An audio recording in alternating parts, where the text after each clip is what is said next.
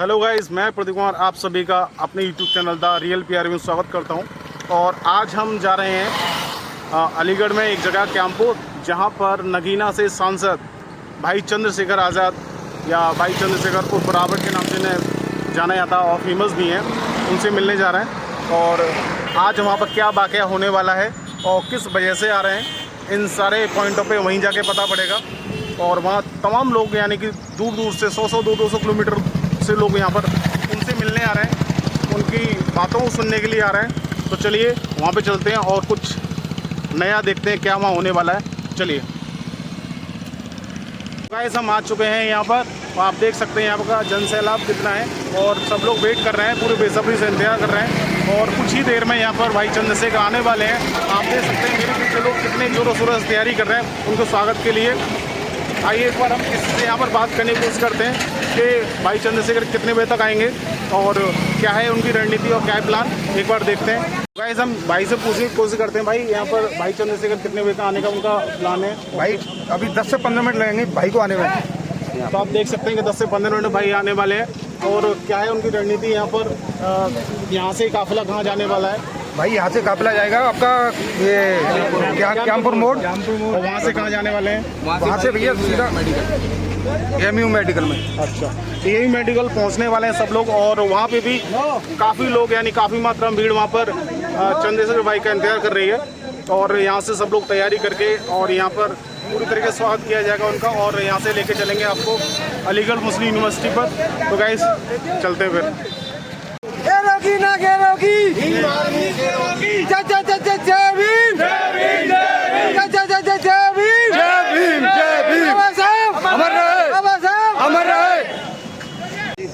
अभी आने वाले हैं, यहाँ से फिर मेडिकल निकलेंगे, मेडिकल से फिर उधर जाएंगे गठबंधन पैलेस पर, फार्म हाउस में। वहाँ माननीय मंत्री जी के परिवार से मिलेंगे, जो भी बात होगी फिर प्रशासन से मिलेंगे। ठीक। अच्छा, भैया का यहाँ पे आने का पर्पज क्या है, आप कुछ बता सकते हैं? माननीय मंत्री जी के बेटों पर जो मुकदमा लगाया है लूट का और 307 उसमें लगाई गई है। और हमारी FIR का लेट होना, उस विषय में उनको बुलाया गया है। जो जबकि उन्होंने बताया कि उसमें लूट हुई है, जबकि एक वीडियो में वायरल हुआ है कि उनके गले में चैन पड़ी हुई है। चैन स्नैचिंग का आरोप है मतलब? जी जी जी, उन्होंने बताया कि चैन लूट ली है, जबकि उनके गले में चैन पड़ी हुई दिखाई दे रही है सामने। इसी विषय में उनको बुलाया है, जो भी मुकदमा उनको स्पंज कराया जाए, इसी विषय मामले को लेकर। ठीक, धन्यवाद।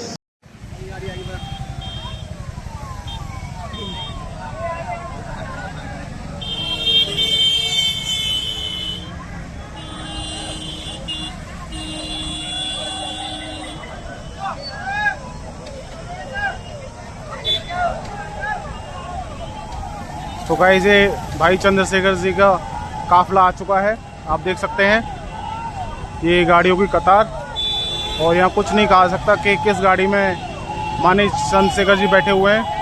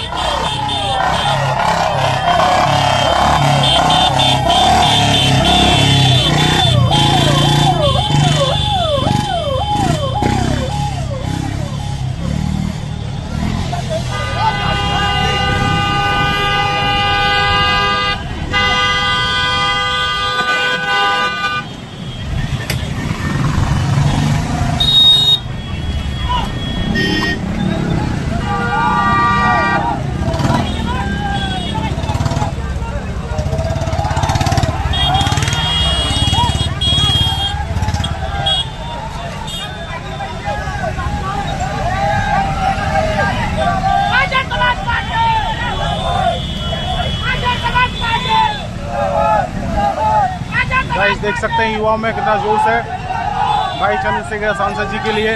माननीय चंद्रशेखर जी आ चुके हैं, लेकिन अभी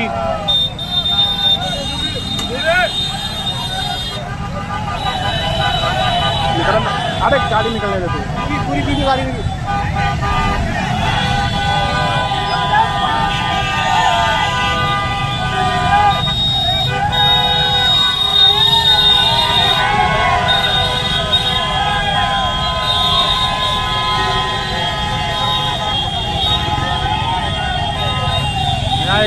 चक्का जाम हो चुका है।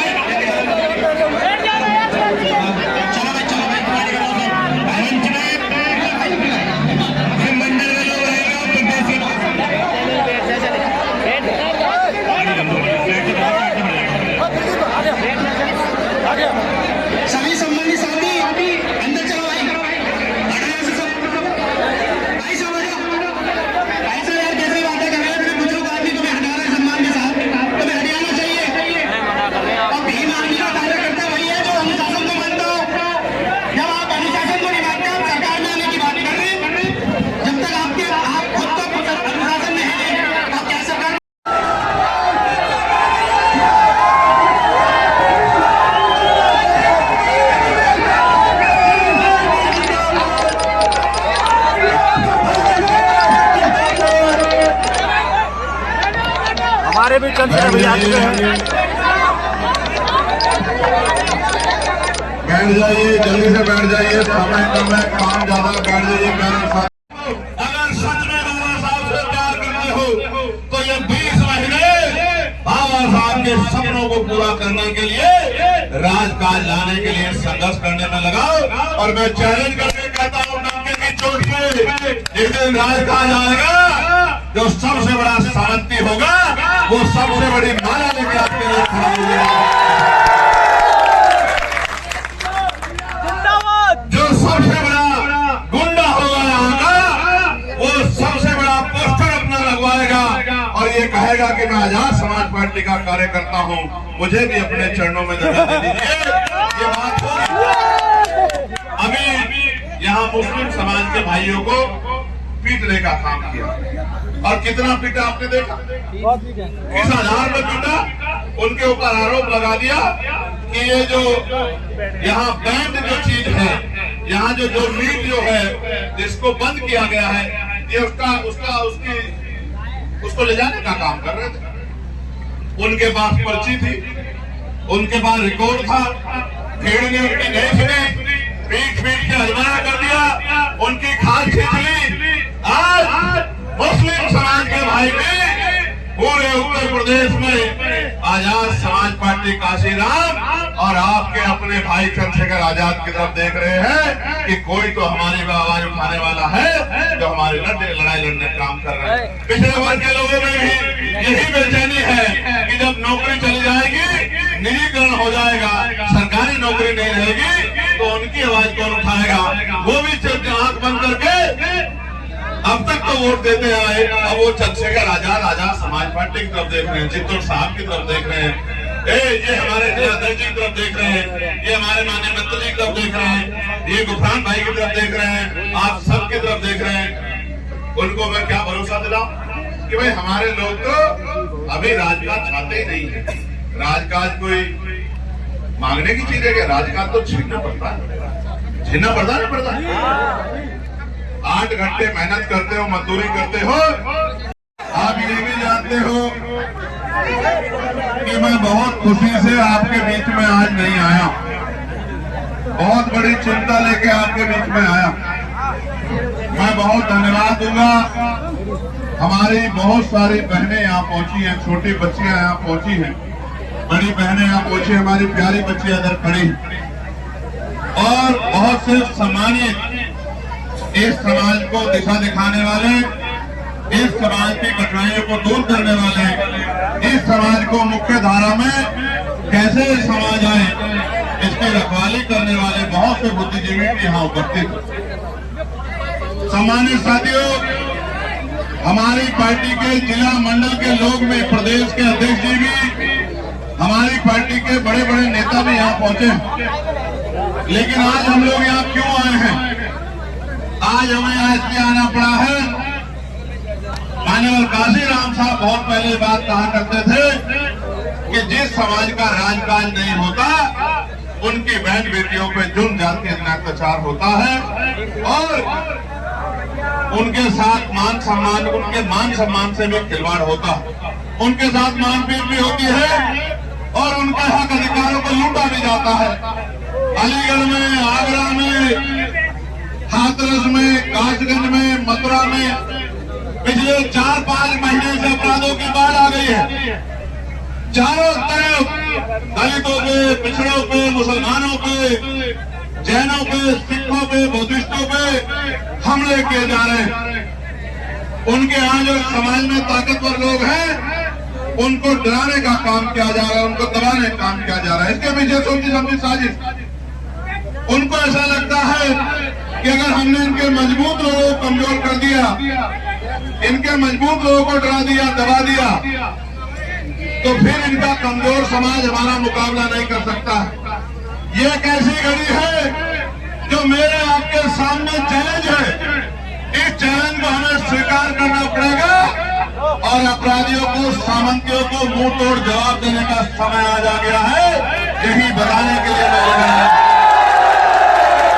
मैं अलीगढ़ खाना खाने नहीं आया, मैं अलीगढ़ मिठाई खाने नहीं आया, मैं अलीगढ़ में पंखे एसी की हवा लेने नहीं आया,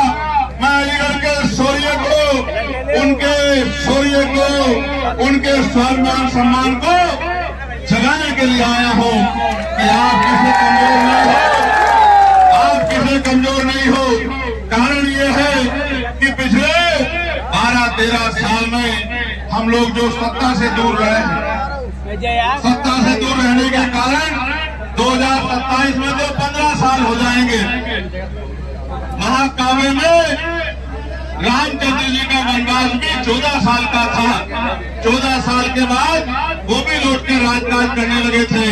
आप तो मेरे साथियों डॉक्टर बाबा साहब अम्बेडकर के अनुयायी हो, जिन्होंने ये कहा है कि राजनीति में हिस्सेदारी नहीं करोगे, इसका सबसे बड़ा दंड ये होगा कि अयोग्य लोग आपके ऊपर शासन करेंगे। उन्होंने ये भी कहा है कि political power is the master की, इट इज द मास्टर की by which can you open and each every door of your success। यानी कि राजनीतिक सत्ता वो चाबी है जिसके द्वारा आप अपनी जो समस्याएं हैं, उनके जो समस्याओं पे ताले रूप में जो दरवाजे बंद कर दिए गए हैं, उन सारे तालों को आप खोल सकते हो।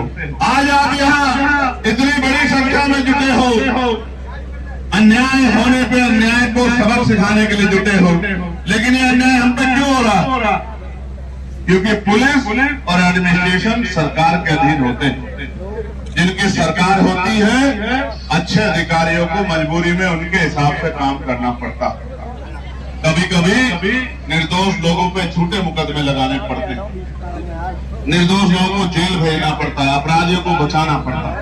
एडमिनिस्ट्रेशन कभी कभी अपराधियों के समर्थन में खड़ा हो जाता है। ये तो पूरा क्षेत्र गवाह है, चाहे हाथरस का मामला हो, मथुरा का मामला हो, आगरा का मामला हो, अलीगढ़ का मामला हो, चारों तरफ बहन बेटियां भी सुरक्षित नहीं है, नौजवान भी सुरक्षित नहीं है, समाज के सम्मानित लोग भी सुरक्षित नहीं है, हमारी जमीन भी सुरक्षित नहीं है। आज अपनी जमीन, अपने बच्चों के सम्मान की रक्षा आपको हमें करनी पड़ेगी। इसलिए आज हम लोग इकट्ठा हुए। जब हम लोग आपस में लड़ते रहेंगे, आपस में एक दूसरे की टांग खींचते रहेंगे, इसको शासन प्रशासन भी देखता है, उनको ये एहसास होता है कि ये तो खुद में एकजुट नहीं है, ये अपने लड़ाई को लड़ने का काम कैसे करेंगे। देखो प्यारे साथियों, वैसे तो मैं समाज के हर एक व्यक्ति से बहुत प्यार करता हूँ, लेकिन जो लोग मेरी बात को नहीं मानते, उन पे मेरी नाराजगी भी, इसका रुख भी बड़ा सख्त रहता है। अक्सर आप देखते हैं, कई बार मैं अपनी नाराजगी में पुलिस के भाइयों के साथ भी नाराज होता दिखाई देता हूं। जब आपने कुर्सियां बिछी हुई थी तो आपको पीछे जाना चाहिए था। आप जबरदस्ती में बिछे हुए कुर्सियों पे लोग घंटों से बैठे हैं, आप जबरन आके आपने हिस्सा घेर लिया, क्योंकि वो बेचारे शांति से बैठे हैं, आपको कुछ कह नहीं रहे। अब आप यहाँ खड़े होके कोई इधर को ठुमका लगा रहा है, कोई उधर को ठुमका लगा रहा है, कोई टांगों में दर्द की चिंता की, इतनी चिंता थी तो पहले आके बैठना चाहिए था। तब तो आप आके बैठे नहीं, तब तो आप इधर उधर घूम रहे थे, कभी इस बिल्डिंग की तरफ जा रहे थे, कभी इस बिल्डिंग की तरफ जा। अब आपको परेशानी हुई तो कष्ट सहना सीखो, दर्द सहना सीखो। गुलामी की बेड़ियां काटना कोई आसान काम है क्या? जब ये देश आजाद हुआ, इस देश को आजाद कराने वाले क्रांतिकारियों ने अपने खून से आजादी को, क्रांति की लड़ाई को लड़ा, अपने खून से इस मिट्टी को लाल करके तब जाकर आजाद दिलाने काम किया। ऐसे थोड़े होती मिट्टी है। आपको क्या लग रहा है? आजादी में सजाने, आजादी में थाली में सजाने होता है क्या? दलित समाज के लोग आप राजकाज ले लो, पिछड़े वर्ग के लोग आप राजकाज ले लो, बहनों आप राजकाज ले लो, मजदूरों आप राजकाज ले लो, मुस्लिम समाज के लोग आप राजकाज, ऐसे में थोड़े देता है। लड़ाई लड़नी पड़ती, संघर्ष करना पड़ता है, पसीना बहाना पड़ता है, जुल्म सहने पड़ते हैं, आरोप सहने पड़ते हैं, अन्याय सहना पड़ता है और अन्याय के खिलाफ लड़ाई लड़नी पड़ती है। तब जाकर ये राजकाज आपका हिस्से में आता है। जो लोग आज राजकाज कर रहे हैं उनको मांगने मिलता है। आत्मसम्मान का जीवन मिले, इसके लिए 2 घंटे क्षेत्र में निकल के काम नहीं करते, मेरे आने पे मोटरसाइकिल दौड़ाते घूमते हो। असल अगर मुझसे प्यार करते हो तो मेरे जाने के बाद गांव-गांव निकल के लोगों को जोड़ने का काम करो, भाईचारा बनाने का काम करो, तब तो बात है। वरना फिर क्या बात है कि मैं आ गया तो मोटरसाइकिल लेके आ गया। मैं आपको फिर कहता हूँ, राज आएगा तो काज होगा, नौकरी मिलेगी, लोन मिलेगा, रोजगार मिलेगा, जमीन मिलेगी। जुल्म जाति अन्याय अत्याचार देश छोड़ के भाग जाएगा, सरकार प्रदेश में बनेगी और अत्याचार देश छोड़ के भाग जाएगा, क्योंकि सबके कानों में खबर जाएगी कि अब जुल्म करोगे तो चैन से नहीं बैठ पाओगे, जेल जाना पड़ेगा, सजा होगी, बहन बेटियों का सम्मान होगा, अच्छे स्कूल बनेंगे, अच्छे कॉलेज बनेंगे, अच्छी यूनिवर्सिटियां बनेगी, एम्स बनेंगे, एयरपोर्ट बनेंगे, इंडस्ट्रियल एरिया लगेगा, गरीबों को घर मिलेंगे, सम्मान का जीवन मिलेगा, सब कुछ मिलेगा अगर राजपाल लाओगे। और नहीं लाओगे तो फिर कहीं और से गोली आके लगेगी चंद्रशेखर, फिर क्या करोगे? आप बताओ, कोई आपकी आवाज उठाने वाला है तो भाई आप किसके भरोसे बैठे हो? तो मेरे भरोसे बैठने से काम नहीं चलेगा ना, मेरे साथ मिलकर संघर्ष करने से काम चलेगा। रोज 1 घंटा निकलो। देखो 100 नौजवानों, कोई कहेगा कि नौजवान जिम्मेदार नहीं, मैं नहीं मानूंगा, क्योंकि इस देश का इतिहास कहता है कि 19 साल के थे सरदार प्रताप सिंह सराभा, जिन्होंने देश की आजादी के लिए बलिदान दे दिया था, फांसी का फंदा चूम दिया था। शहीद आजम सरदार भगत सिंह 23 साल के थे जब उन्होंने देश के लिए भूख हड़ताल के 50 दिन से ज्यादा और फिर हंसते हंसते फांसी का फंदा चूम दिया, सम्मान नहीं चूकने दिया। आप 20-20, 25-25, 30 साल के नौजवान मेरी बात को गौर से सुनो, घर से निकलो, गांव में जाओ, गांव में जाके बाबा साहब के बारे में, आजाद समाज पार्टी के बारे में, हमारे संघर्षों के बारे में समाज को बताओ, समाज के अंदर विश्वास पैदा करो कि एक मौका आप हमें दो, घर से निकलो, एक गांव को तैयार करो, 2 गांव को तैयार करो, बूथ कमेटी बनाओ, सेक्टर कमेटी बनाओ, भाईचारा कमेटी बनाओ, व्यवहार पैदा करो और अगले 20 महीने काम करो, पूरे 5 साल इज्जत की जिंदगी प्राप्त करो, उसकी गारंटी मैं आपको लिखित करके देता हूँ। और इस 20 महीने में कभी आ गया कोई तो इधर भागते चले गए, कभी आ गया तो भागते, तो ऐसे रहोगे तो फिर अगले 5 साल जो जुल्म होगा उसके जिम्मेदार आप लोग होंगे। जितनी बच्चों का रेप होगा, गरीबों के बच्चों का, उसके जिम्मेदार आप सब लोग होंगे, क्योंकि आपने लापरवाही दिखाई, आपने ताकत नहीं बनाई। इसलिए आज सामंती जो है बच्चों की तरफ आंख उठा के देख रहे हैं, ये सिर्फ आपकी गलती, आपकी लापरवाही की वजह से। समाज में क्या इज्जत बनेगी आपकी?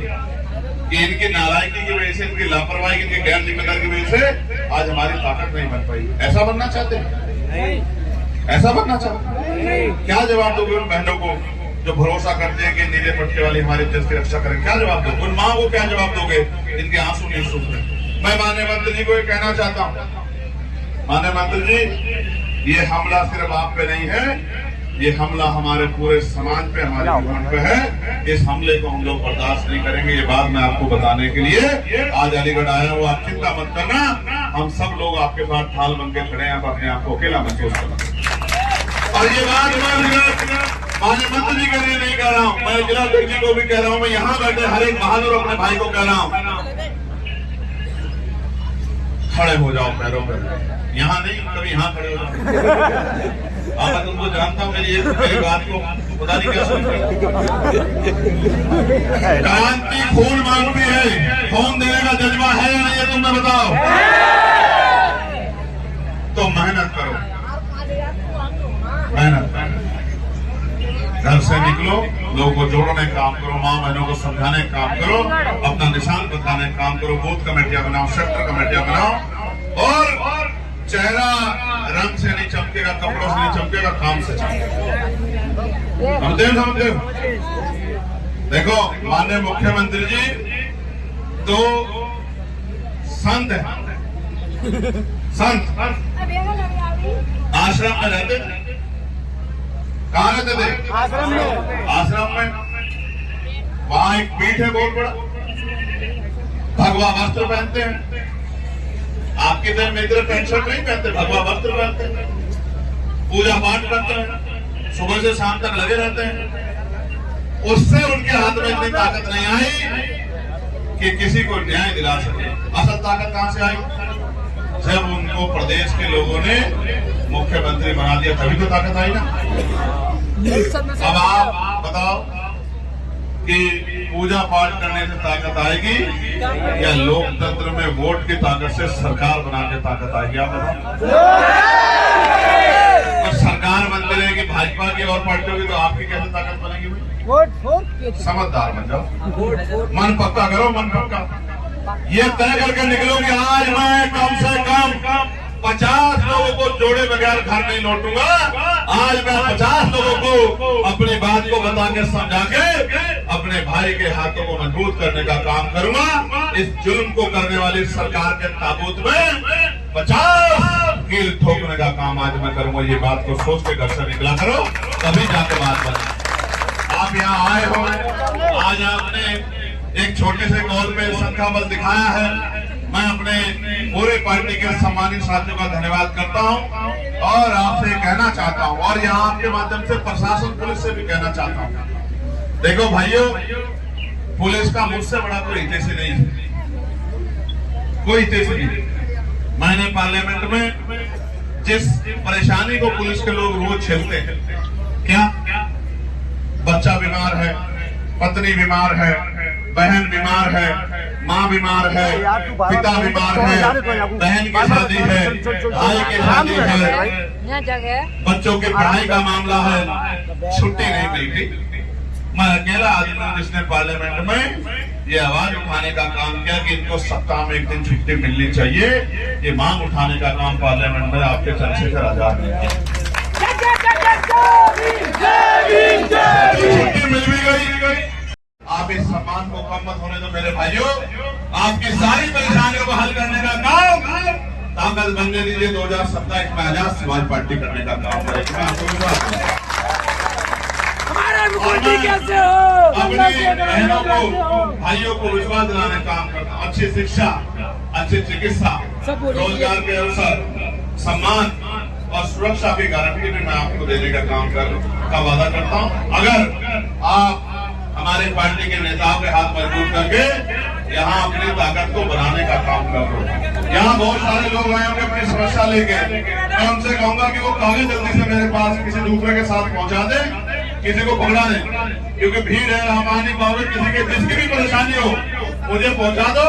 मैं यहाँ के जो सामान्य अधिकारी हैं उनसे बात करके तत्काल का समाधान करवाने का काम करूंगा। जिनके भी परेशानियां हैं वो अपने कागज एकदम से मेरे पास पहुंचा दे और आपको फोन आएगा, जहां आपको बुलाया जाएगा उस सम्मानित व्यक्ति से जाके आप मिल लेना। ये जिम्मेदारी, आपकी समस्या को हल करने की जिम्मेदारी मेरी। और ये बताओ, मुझे अलीगढ़ में हमेशा खाली रखोगे क्या? बताओ, अलीगढ़ में खाली रखोगे क्या? ऐसा तो नहीं कोई पैसे वाला आ जाएगा तो भूल जाओगे। तो इस बार त्रिस्तरीय पंचायत चुनाव में मदद करोगे नहीं करोगे? बताओ। ऐसा तो नहीं इंतजार करोगे कि भैया आएगा तभी बात मानेंगे। जो आजाद समाज पार्टी का सिंबल लेके आपके भाई के फोटो लगा के आपके साथियों के सहयोग से आ जाएगा, उसकी मदद कर दोगे नहीं कर दोगे? दोनों हाथ उठा के बताओ, करोगे नहीं करोगे? दोगे नहीं दोगे?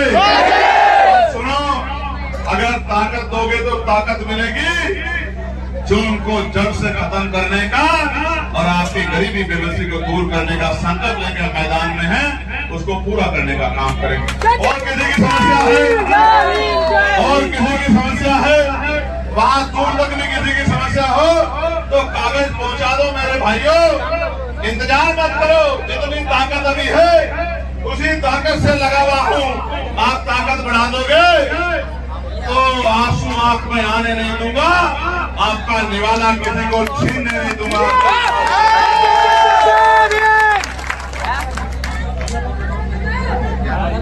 ये छोटे बच्चे खड़े हैं, ये सामने आ जाओ, तुम लोग हिला मत, इधर आ जाओ। छोटे बच्चे सारे इधर आ जाओ। असल में तुम भीड़ में नहीं जा सकती हो, इसलिए तुम्हारी बात को मैं किसी और तरीके से सोचता हूँ कि भाई तुम्हारे सम्मान की रक्षा भी होनी है और भीड़ में तुम्हें परेशान भी नहीं होने देना है। ये बात भी मेरे मन में रहती है। ये ऑफर वादा करता हूँ, फोन करूंगा बुलाऊंगा, साथ बिठाऊंगा, दुख सुख बांटूंगा, कंधे में हाथ रखूंगा, लेकिन किसके? जो काम करेगा। ऐसे नहीं कि 29 दिन घर में रहो और मैं आ गया तो आ जाओ तस्वीर लेके कि फोटो खिंचवाओ। नहीं, एक एक मिनट कीमती है। आप लोग बेटे बीच में हट जाओ, एप्लीकेशन दे दो, जिसकी भी है दे दो, क्योंकि समय कम है ना, तभी दिखाऊंगा। एप्लीकेशन दो, नंबर लिख दो, इनके फोटो सेव करा के ला दो, फोटो सेव करा के। तो मैं 25-30 बार मुख्यमंत्री बन गया होता और प्रधानमंत्री तो 50 साल बार बन गया होता। आप मानो मेरी बात को, संघर्ष करने से ताकत बनती है।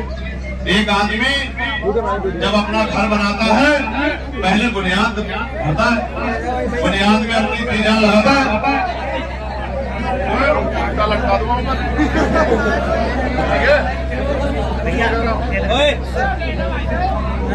तो बुनियाद होता है, फिर उस पर लगाता है, सीमेंट लगाता है, बजरी लगाता है, सरिया लगाता है, फिर छत डालता है, तब वो रहने योग्य बनती है। मेहनत करो, मेहनत करोगे क्या काम है? गांव से बुला के, चाहे गाड़ी भेज के बुलाना पड़े, फोन से कॉल करके अपने पास बुला के आपका सम्मान बढ़ाने का काम करूंगा। जब काम करोगे, अब काम नहीं करोगे तो भाई आपका हूं, आपके दुख सुख में खड़ा रहूंगा, लेकिन ये फोटोबाजी के चक्कर में नहीं पड़ने। तय कर लिया मैंने, आज तय कर लिया। मैं ये सोचता हूँ सड़क में घूम रहे हो, चोट लग जाए, गिर जाओ, सुनते भी नहीं हो, ना ये सोचते कि हमें चोट लग जाए, ना सोचते किसी और को चोट लग जाए। बस अब आपको ज्यादा लापरवाही में नहीं रखा जा सकता। जो काम करेगा उसी को फोटो वोटो कराने का मौका मिलेगा। बाकी जहां आपका पसीना पड़ेगा वहां खून देने के लिए आपके लिए तैयार हो 24 घंटे। बहुत बहुत धन्यवाद। जय भीम, जय भारत।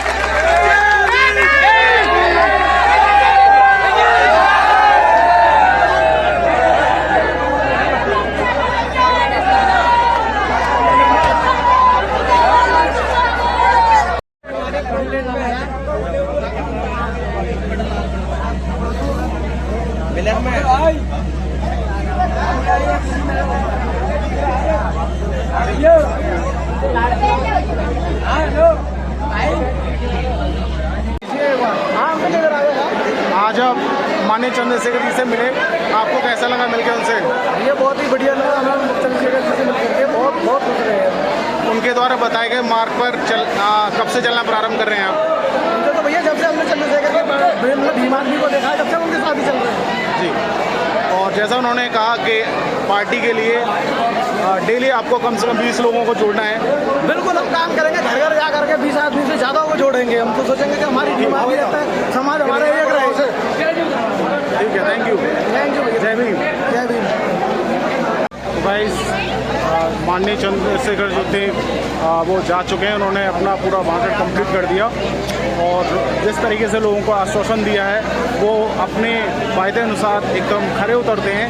इस बात में कोई दोहराया नहीं है, वो पूरे तरीके से अपने वादों को निभाते हैं। जिस तरीके से उन्होंने बताया तो समाज को एकजुट होना चाहिए। उन्होंने संदेश दिया एकजुट होकर के समाज को एक साथ चलना चाहिए और काम करना चाहिए। और उन्होंने बोला कि पुलिस प्रशासन के लिए उन्होंने काफ़ी काम किया और लोगों को बताया भी है। ठीक है, और मैंने इस वीडियो को लाइव भी चलाया जिसमें आप देख सकते हैं जिन्होंने अपनी सारी बातें कही हैं। तो मेरे चैनल से इसी तरह जुड़े रहने के लिए धन्यवाद।